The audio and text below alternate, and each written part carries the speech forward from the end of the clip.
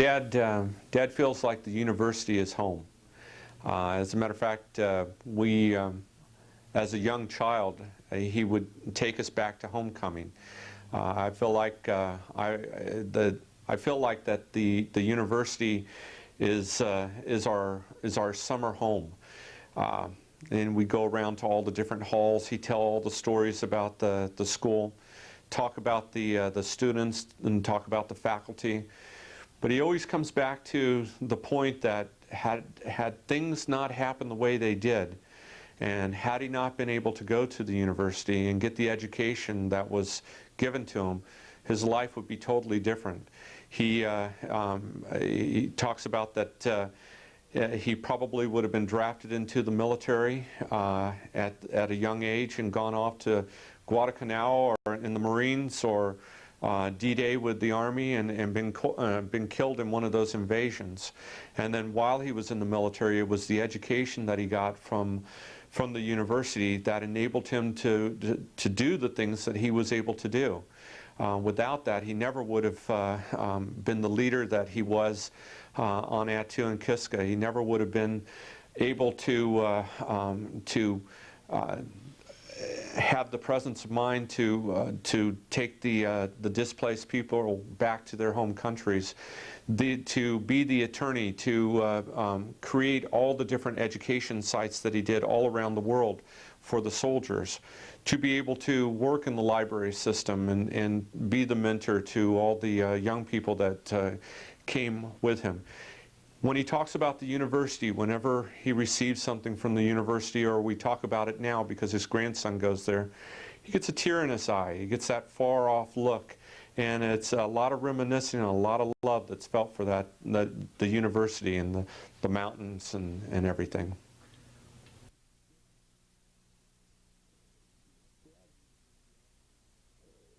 Dad's, you look up to him, and I guess we all do. We look up to our fathers and think that that's the smartest man in the world. But my father is so well-read, especially well-versed in history and government, loves politics.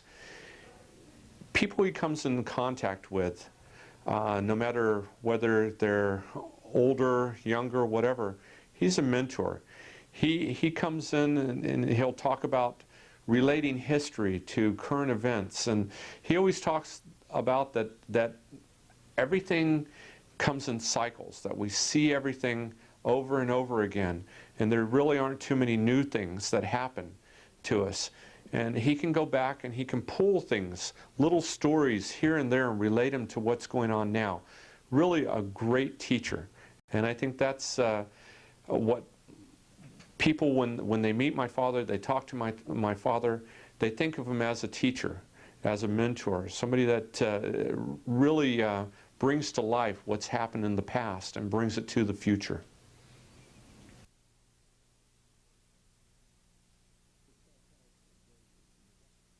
Success has, the definition of success has changed for him, and I've seen that through my relationship with him. Dad, of course, like all of us in life, has been focused on money, and he did that. After he retired from civil service, he had a bookstore, and he had visions of making quite a bit of money with that. But and then as he's gotten older, the bookstore became a hobby, and it was just fun. And I think my dad's definition of success is to be happy and enjoy life. And he's done that throughout his military career, throughout his civil service career, and his time as an entrepreneur. He did what he wanted to do. He did it his way, and he had fun doing it. He enjoyed the people around him. He shared his knowledge with them, and he had fun with them. But life, in his view, is there to enjoy, and he certainly did that.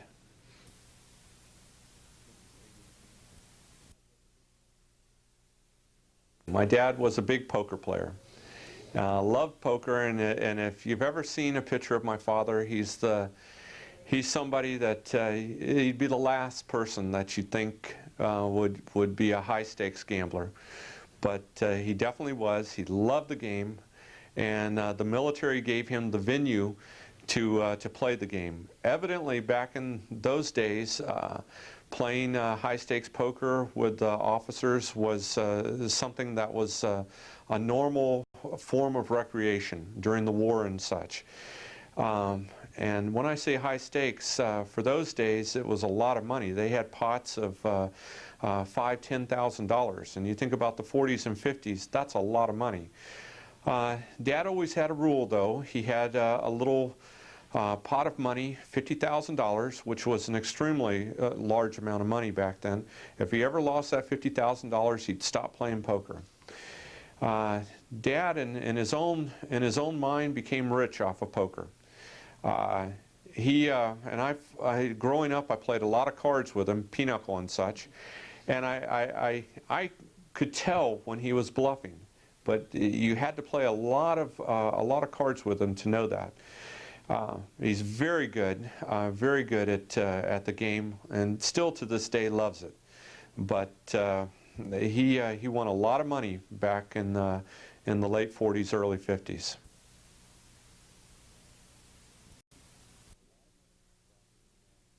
His biggest joy in life is having gone to the university and having graduated from that after all the trials and tribulations of the Depression. The Depression, and I guess it's the people that lived through that, it was such a tremendous part of their life. And you build barriers in life because of that. At least I've seen that in people of that age group. They don't trust the banks. They don't trust the government. They have a deep sense of family and a deep sense of dependence on themselves. They can do anything. They don't need anybody else. And I guess that's the way it was during the Depression. You look to yourself and you look to those who were close to you, and you would pull it through. You weren't going to lean on welfare. You weren't going to lean on anybody else. It was you. If you couldn't do it yourself, you weren't going to make it.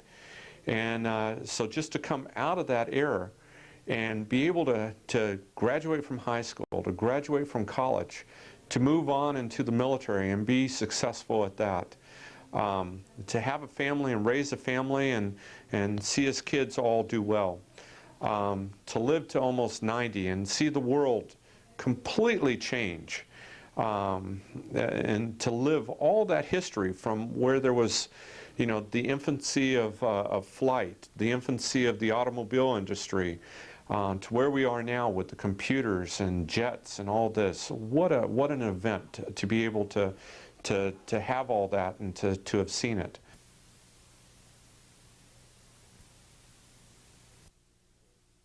Well, I believe that Dad's enduring legacy with the university would be the 3 scholarships that he's created for the school, and his assistance in helping to create the Center for Entrepreneurial Study at the business school.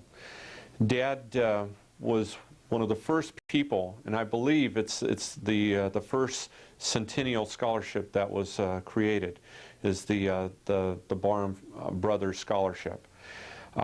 Dad's love of the school and brought my uncle into a love of the university as well. Together, they created 2 more scholarships, one in their older brother's name, Forrest Barham, and then one in my father and my mother and my uncle's name. All of those are business scholarships. My uncle passed away 10 years ago, and at my father's insistence, he left a bequest to the university, quite a large sum of money to form the Barham Center for Entrepreneurial Studies. That's something that, because of my uncle's entrepreneurial skills and my father's entrepreneurial skills, something that is a lasting legacy that will go on and fall into what I believe my father is best at, and that's teaching and mentoring. And he believed that small business, and that goes back to the Depression, small business is what makes America great, and entrepreneurs is what makes small business work.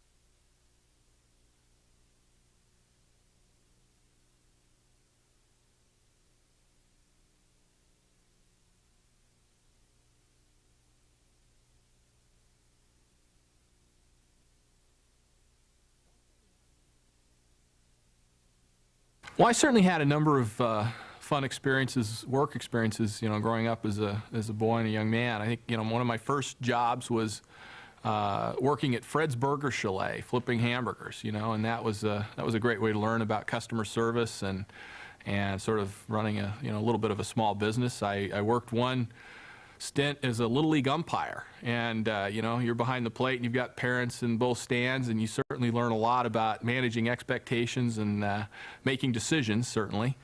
I do remember too, as I got a little bit older, after my first year at New Mexico State University, I took the summer off and worked road construction in New Mexico. And, at the end of a summer of, working behind the asphalt truck, raking asphalt, laying asphalt, I learned that, wow, getting an education is probably a good thing for me to do. So, all of those experiences, I think, contributed and sort of shaped my view of where I invested my time and where I went with my career.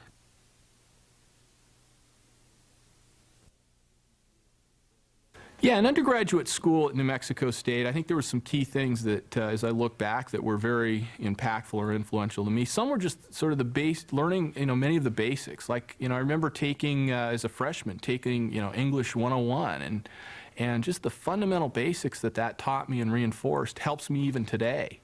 Math courses that I took there and the fundamentals around that are very helpful. And then, in the business college, the things around accounting or macroeconomics, microeconomics, business law, finance, marketing, management, all of those things are learning or skills or things that I think really have helped me and things that I apply even today. From a computer science standpoint, learning how to, write software and develop software for computers and variety of languages and how to architect systems, that certainly had a major influence, I think. So there was a number of experiences I had that I look back on at New Mexico State that certainly had an impact on me. There were also things, related to the university that I thought were very impactful. In fact, I remember in 1979, I saw the best basketball game I have ever seen in my life. It was Larry Bird in Indiana State, and who, if you remember at the time, was contending, for a national championship against Michigan and Magic Johnson. Well, Indiana State came to the Pan American Center in Las Cruces, and the New Mexico State Aggies played Larry Bird in Indiana State, and I thought we had him in the first end of the game, but it was tied. It went into overtime. In overtime, I thought we had him. They tied it up at the buzzer. It went into double overtime. It finally went into triple overtime, and the Aggies lost by, I think, 1 or 2 points. But I look back on that one game, and I have, to this day, have never seen a basketball game that, was more inspiring and exciting and emotional to me than that one game in 1979. And so I look back on that. That was certainly a memorable experience for me.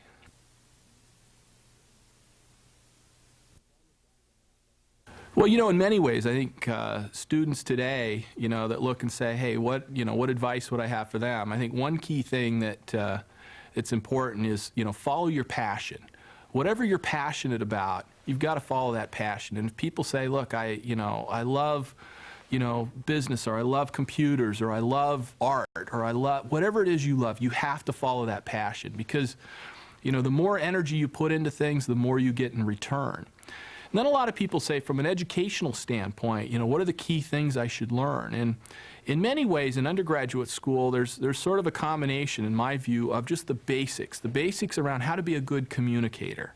Good written communications, good speaking, or oral communications, and how do you communicate well with people. Fundamentals around math and science, and just understanding some of the basics.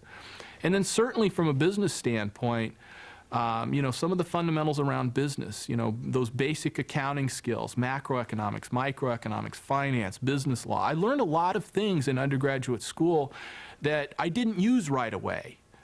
Some things I did and some things I didn't. But throughout my career, what I found is just about everything that I learned in undergraduate school, I've had to apply in some form or fashion today. So, in many ways, I'm a believer that, it's about the fundamentals. It's about the basics, and really getting good at those will position you then to do great things. And so I think if you combine focusing on learning the basic fundamentals with following your passion, that you're well positioned to do just about anything you want to do in this world.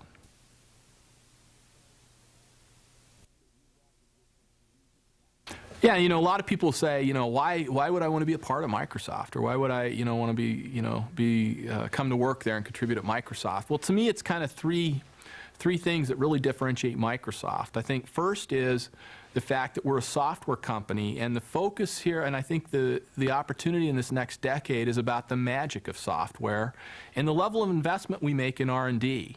We make, more investment in R&D around software than any other company in the world. So first, I think it's the magic of software. The second reason is I believe it's because of the quality of people that we have, the energy, the passion, the focus that they have, the intellectual experience that it creates. I think having the opportunity to contribute in that environment is a great learning experience. It's fun, it's challenging, and it's an opportunity to be part of something unique. So it's R&D, it's the people. And the third thing, I think, is it's an opportunity to really have a profound impact in the world. Whether, the software we develop and the solutions we deliver to our customers, whether you go to the grocery store to buy groceries, people are running, Microsoft software. You go to the gas station to fill up your car. You go to the bank to conduct business, or you even go home.